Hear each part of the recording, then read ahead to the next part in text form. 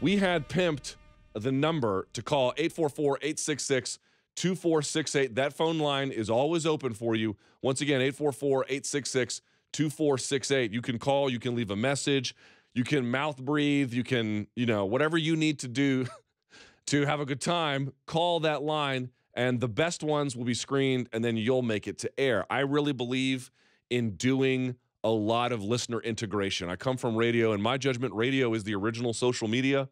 Somebody would put out an opinion to the world, people would react, and everyone would just combine it into one organic thing. That's what I really like doing here, and I'm going to do it here on this show. So always call that number, 844-866-2468. And, of course, your tweets as well with the hashtag #TheMMAHour. Now, with that being said, let us go back to our friend in the back of the studio, the one and only Danny Segura. Yep. How are you? I'm good. You? You just went to Spain, didn't you? I did. I was in Barcelona. Am I lying about that jamon?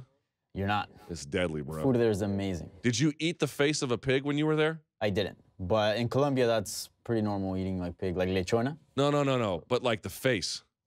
No. You didn't see that? So I was walking down the street once in Madrid, and they have all the pigs hanging everywhere, right, which is common. And then they had the face of one, and you can go and order it, and they pull the cheek muscles out, which apparently are quite tender.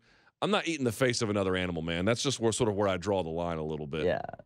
I guess graphically must be pretty weird. It is. All right. So what do we have in store? Explain how this is going to work to the listeners out there and the viewers. So we've had some submissions. We've had, voicemails and tweets as well. Okay. Basically, users asking questions, and you'll get to answer them on air. So, with that being said, do you want to tackle tweets first? Or let me ask you a question. How many of these calls sound like somebody is touching themselves in the back of a Greyhound bus station? No comment.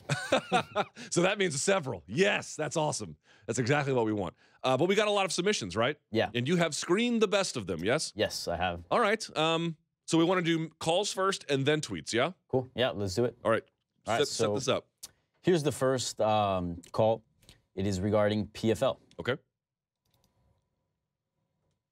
Hey there, Luke. This is Gino from Tucson, Arizona. Just wanted to get your thoughts on the PFL 2 card and what you think of the product. I thoroughly enjoyed it, especially the easy accessibility with its playback being on Facebook, and you being able to play back whenever, and also the playback being on the MSN Sports app.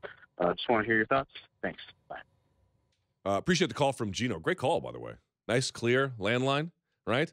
Did you watch it on Facebook? I didn't know they had a replay available. I mean, I know that you can just drag the cursor over or whatever, but do they have some special kind of interface now that I'm not aware of?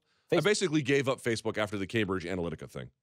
So I didn't catch all the prelims on Facebook, but I did catch the end of it. Okay. And yeah, Facebook Watch is a pretty good streaming platform. If the last time you saw fights was on like the UFC prelims that were on Facebook, it's changed completely. Okay. So Facebook video's taken off.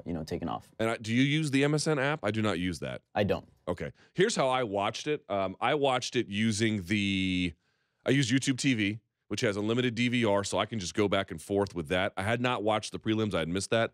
Although shouts to Vinny Magalesh doing great work as well on that PFL card. I have to say, I had kind of poo-pooed them on the MMA beat a little bit.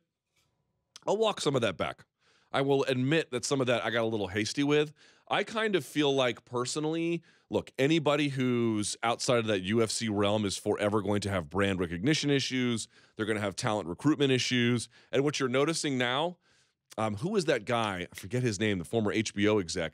What you're seeing, Danny, and I'm sure you can attest to this, KSW notwithstanding, but a lot of shows here in North America, what they're doing is because they can't necessarily get the best fighters, they're changing formats or demos. So there's a couple of smart options with that. Number one, you have Combate Americas, who's going after that Latino market. Mm-hmm. Smart. To me, very, very smart, right? Or you have people who are changing format. It's like, let's just get who we have out there, and then let's put them in a tournament. And with the tournament, you have points. And with the points, you have an off season. At first, when they announced it, I was like, no one is going to care about this. But you made a point to me, I think, a couple of weeks ago? It reminded you of soccer, right? I have to say, I agree. I kind of like it so far. But here's the only caveat to that. The caveat is that we are so early into the season that so far, so good. Will Brooks looked tremendous. Kayla Harrison's not in the tournament, but she looked tremendous, right? Brian Foster looked tremendous. But, those were long, tough fights. What happens when the injuries start to mount up? What happens when the withdrawals from the tournament start to mount up? Then what do you do? How much will the points really matter in the end? So I would say this. So far, so good. I have been pleasantly surprised. I will say this. The product and the way that it looks on NBC Sports, it does not look like the World Series of Fighting, right? Haven't you noticed that? Yep. Definite step up. 100%. I actually was there live for the PFL card. The one here in New York. Yes. And then I've experienced both, being at the event and catching it on TV, and it's looked great. A lot better than the WSOF. Yeah, for sure. And also, I mean, what a analyst panel they have. Todd Harris, notwithstanding. Shouts to Todd Harris. He's good, but he's not the analyst. They had Todd doing his thing. Mm-hmm. Then they had Couture, Boz, and Yves Edwards. Yves Edwards, criminally underrated. Everybody loves Boz. And I think we've forgotten, folks, Randy Couture used to call UFC fights. Randy Couture used to put out UFC prediction videos. I have missed those. You can see what a talent he is. They're doing good things over at the PFL. So I don't know what's next, but so far, not too shabby. Right? Yes. Pretty good product. All right, what do we have next? Cool. Now, this is regarding Bellator.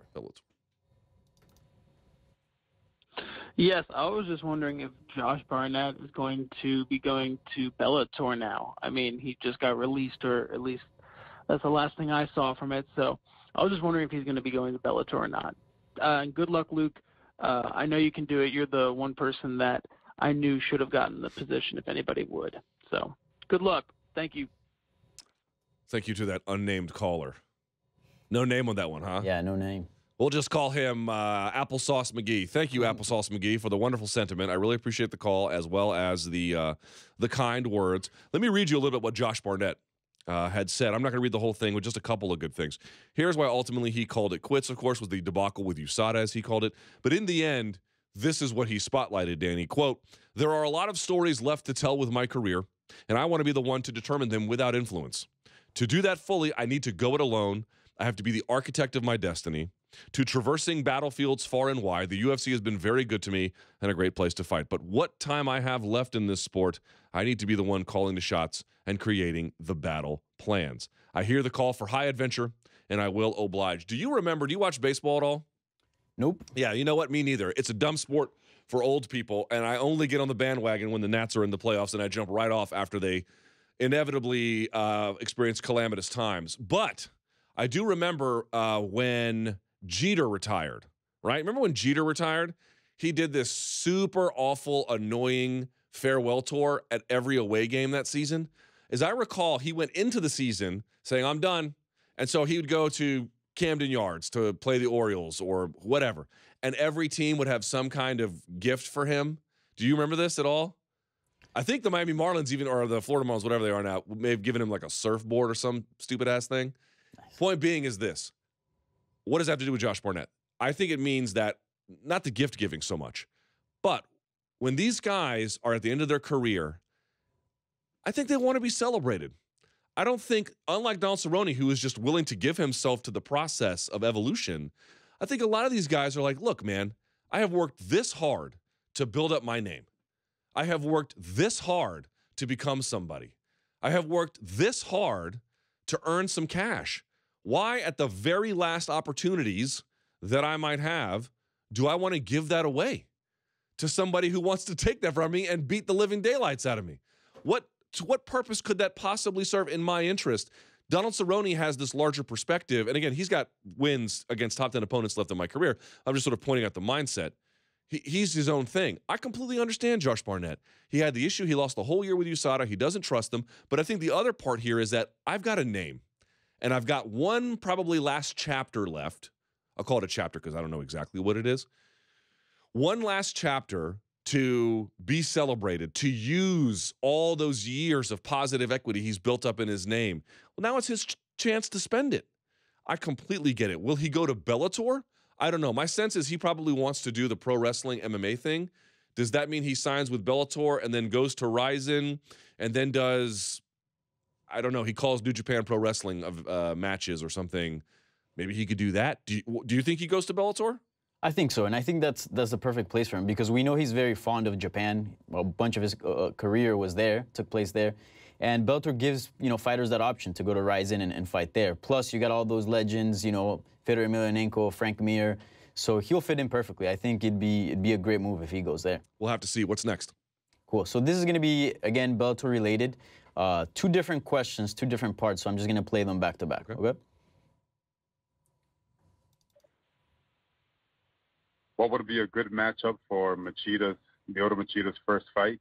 How will he fare in the fight and in the promotion? And will he become champion within the next year? This is part 2. So with having both the Machida brothers in Bellator with good promotion, can they make those 2 guys the new/old faces of Bellator? Wow. That is an interesting question. I don't know if they can make them the faces of Bellator, other than to say to the extent that they want to move into the Brazilian market. I think having certainly Chinzo, but, let's be real. More importantly, Lyoto is probably going to be pretty good for any kind of exploratory efforts in that regard. But I don't know if I can call them the face of this. I did see some people saying it's a game changer for Machida to go to Bellator. I would respectfully disagree. It is certainly beneficial for them, and Lyoto Machida is deservedly beloved, but I don't know that this is a flipping the MMA world on its axis kind of moment. I don't quite read that, but I do think he could be helpful for any international efforts. I do think he could be helpful specifically for Brazil. As for who he should fight first, if you look at their middleweights, I'm thinking Shlemenko would be a great fight if they can make that happen. I don't want to see Melvin Manhoef fight anymore because I do believe that that would not. Fighting is never healthy, but we're at a stage where that's really unhealthy. Musasi, they could do that one. They could run it back. He has a lot of good ones. Lovato Jr. You could do a King Mo one. Mm-hmm. There's a lot of really good ones. Who do you want to see him fight? I really like that King Mo fight. I think fun, right? Yeah, that would be intriguing. And back to the other part where they were talking about Shinzo. Bellator likes to play with these kinds of things, so I can definitely see them being on the same card, main and co-main, and that'll be fun to watch 2 brothers compete. To have to have the open workouts, those 2, doing some kata, you know what I'm talking about? Yeah. You know what they should do? I don't know if this is disrespectful. I don't mean it to be that way. I would love to see somebody with a karate background at an open workout just start breaking boards. That'd be fun. That'd be amazing. And they don't even have to be like sturdy boards. Just get the ones that clowns use. But that would be kind of cool. Yeah. What else we got? Cool. This is now going to UFC. Oh, hello. My name is Dom. I'm from Long Island, and my question is to you is, from Robert Whitaker beating Yoel Romero, what is his next option, Yoel? Retirement or still continue with his legacy? Well, ordinarily at 41, losing twice like that, I would say time to go, but Yoel Romero is a cyborg from the year 2050 sent back in time to beat us all up. I've never seen an athletic specimen quite like him. One of the guys who used to write for Bloody Elbow, Mike Reardon, told me when he was covering wrestling low 20 years ago or something that even on the international scene, Romero was regarded for his athleticism and that folks couldn't believe you're talking about a sport in wrestling, real wrestling, with an extraordinarily high participatory rate, right? People getting pulled from countries all over the world. And even among them, he was an athletic specimen. So I think he still can keep going. Folks have said light heavyweight. I don't need to see that. I'm not against that. If they make light heavyweight with Romero versus Gustafsson, let's do it. If they do Romero versus OSP, fine. These are fine fights. I mean, there's a lot of great options for him. But to me, it seems pretty clear. He didn't miss weight by much. He believes he could have continued that cut. Whether that's true or not, I don't know. But I would say this. If they can just get the diet part right, bringing in George Lockhart late, as effective as he is, there's only so much he's going to be able to do. Get him going early. Have someone monitor the progress of Romero throughout. He lost to Whitaker barely. I could have made a case that he won that fight. He's still right there.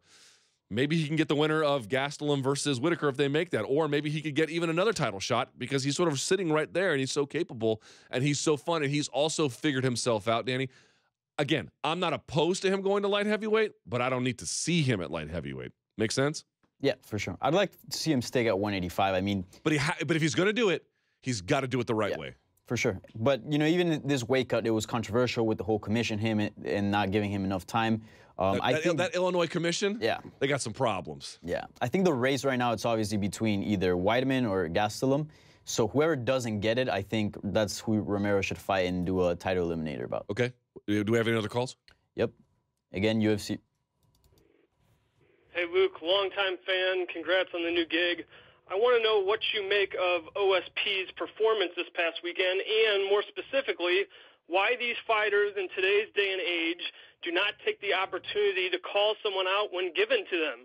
What's with this attitude of I'll fight anybody at any time?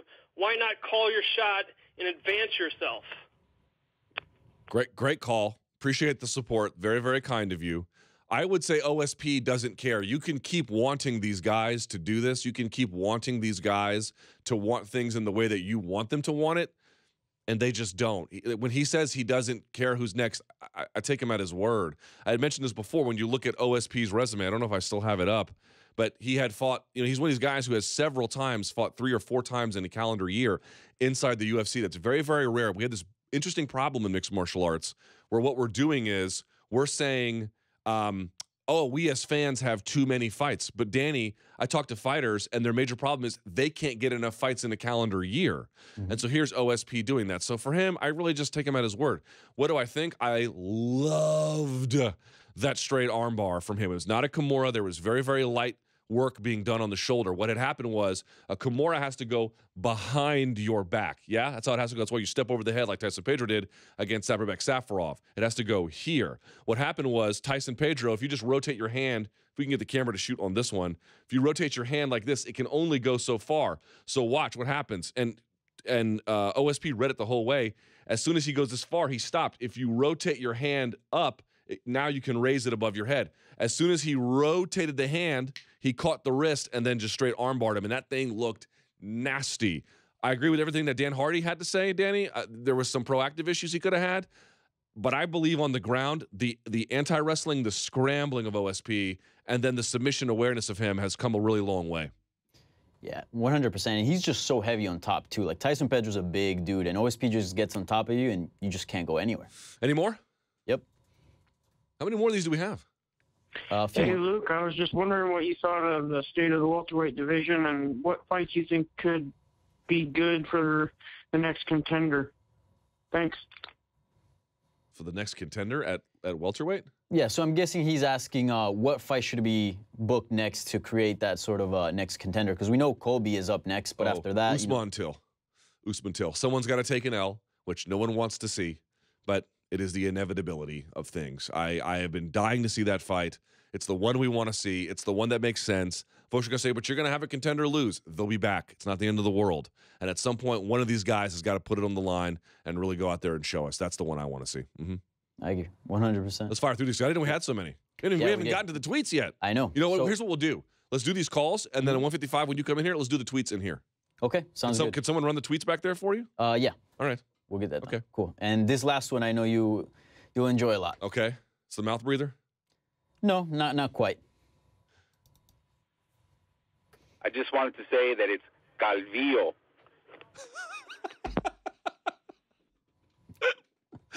That is awesome. Yeah. Well, first of all, it's not. Well, it is, but it's also, Danny, as our native resident fluent Spanish speaker, will you please tell these dullards I've been right this whole time? Yep, you've been right. It's Calvillo. Oy. Look at that. Why do they challenge me? I don't. Here's the problem with it, though. You know what's done? I've really done a disservice to myself. Now everyone thinks I'm the pronunciation police about anybody's name, but I'm not. Like, I don't know how to pronounce certain African or Eastern European names, and I get them all wrong. Everyone's like, I thought you were the pronunciation police. Just over that. Not about anything else. I don't know anything else. It was just the one word. Because the double L is the Y is the J. I hear it every day at home. Right? Yeah. All right, bring your ass in here. Let's do this. All right, let's do it. Danny will come in here. I have a surprise for everybody. I'm going to wait till he gets in here. We'll get your tweets. We'll have someone in the back do it. I don't know how we're going to make this work, but we'll make it work. But that was a hilarious phone call. So thank you, everyone. By the way, that number, 844-866-2468. We'll keep that up. I really love your phone calls. I love your messages. They're awesome. Now, he's mic'd up, is he not? All right, let's bring his ass in here. Very good. Danny, it's a big day. Yeah. I'm there you actually are. more nervous about this surprise than I am of producing the show. What do you think I'm going to do? I have no idea. You think I'm going to throw a pie in your face? You're Maybe. correct. No, I'm teasing. I'm not going to throw a pie in your face. I went to the liquor store. Okay. And I said, you know what? I said, it's me again. But beyond that, I said, here Danny has been behind the scenes, slaving away, working his ass off. And I thought to myself, Joe, if you want to get on this as well, you may, but hold on just a second. I thought to myself, you know what? We need to celebrate. We've been stressed all week. I don't know what's going to happen in the future, but we're living in the moment. So I thought, what better way to celebrate? Can we get that? There we are. Can we get just get the middle one here, the punch? Well, I don't know if you can zoom in or not, but this is a drink called aguardiente. Aguardiente. Sí, claro. It is terrible. Well, you got the worst kind, by the way. It was the only one they had. Oh. It was the only one they had. Antioqueño is the best. I know. Also, 1492 is pretty good. I don't know how you say it in Spanish. But in any case, this is the official drink of Colombia. Do we even have these tweets? Someone going to get them up? So anyway, I said to myself, we need to toast the show. Do we not? Yep. Let's do it. I don't think anyone's ever drank on this. Look, there's many reasons why you drink aguardiente, right? Yeah. To celebrate. And for me, when I'm sad. But either way, there's lots of good reasons. So here, take one of these. All right. All right. We'll get to these tweets here in just a second. Let's open this up. And we have to toast Colombian style, my friend. Mm-hmm. Give me your thing. All right. Here's what we're going to do. Going to have a little drink. You got plastic in this one. Hang on. Here, yeah. Oh, Jesus Christ. All right. Here we go. That's yours. Please don't spill that because it would make it smell terrible. All right. All right. Here we go. I didn't tell my bosses this. I'm probably getting fired. Great way to end the show. I know. All right, so let's toast this. Here is to good luck and good fortune and new beginnings. Toast. All right, let's do it the right way. Here we go. Come closer, because I can't move around this mic. Let's do it Colombian style. Ready? All right. Pa arriba, pa abajo, pa el centro, pa adentro. That's good. That is terrible. Wow. It's not bad. I would like to leave this on set. How about that? Let's do it. Not here. We can put it up there. Yeah. Whenever we have some momentous occasion, or again, when I'm just feeling lonely, we can drink. Why don't you pull your chair around and let's get to these with the time we have remaining. We don't have a whole lot of time. All right. Based on Cowboys' last 2 losses against upcoming contenders, would you think it's time for him to take maybe a few more fights with only veterans of the sport? I think he should take fights with whoever he wants, but I agree. Maybe taking something of a bit of a more what do you want to say? Somebody of his age group, 35 or so, would be fine. But here's the thing. If y'all think that he can't beat top 10 fighters, you're sorely mistaken. Yeah. I would like to see him get a fight against another veteran, a big name, you know. He's been fighting back-to-back against Till and against Leon Edwards. So, you know, time to put the contenders off to a side. I know he doesn't mind fighting them, but let's get, you know, I know he already fought Matt Brown, but something like that. That's fine. I'm just saying he can still beat top 10 guys. Yeah. I'm very convinced of that. What else we got with the time we have remaining? I just wanted to say that it's Calvillo. They're playing it again. They played the Calvillo thing again. Yeah. Do you think Lyoto Machida can be champion in Bellator, seeing as he finally has a fairly dominant win over Gegard Mousasi? Yeah, sure. If he wants to be, or he wants to take big fights, he could get into the alternate at the heavyweight Grand Prix, for crying out loud. But does he have championship material? Yeah. I mean, I don't know if he could beat Mousasi, but, you know, stranger things have happened. And there's history there, you know. Mousasi accused Lyoto Machida of greasing, you know, the first time around, so they can build that fight up nicely if it does come down. All right, what's next? Let's get through 2 more of these. Do you think it was a mistake for the UFC to hold a subpar event in Singapore during the World Cup? I don't think it mattered at all. I don't think it mattered even a little bit. 2 different audiences. I slept in and then watched a bit of the World Cup and caught it later, the Singapore event. Mm-hmm. It doesn't matter. I mean, was it good for exposure? No, but it hardly matters. I think it was a mistake of having that card. I feel like the UFC should have a certain standard. If you're going to put in that type of card, is it worth putting? You know, get those good fights like the Leon Edwards, Cabo Cerrone, and throw them in another card. It was in Singapore. Who gives a shit? Let's do one more. I caught the PFL for the first time this week and liked what I saw. Do you think it can give Bellator a run for its money? Probably not, because I don't know if it has as much money as Bellator has. You want to scoot back around because you're picking up on the mic. But I certainly like it as an alternative to the various organizations out there, yeah? Yeah. I think it's too early to tell, but, like, from a product standpoint, just looking at it, the quality is pretty good. I think, you know, we'll see a few seasons into it, they're going to perfect it. I'm sure they'll learn from some mistakes, and I think it could maybe down the line give Bellator a run for its money for number 2.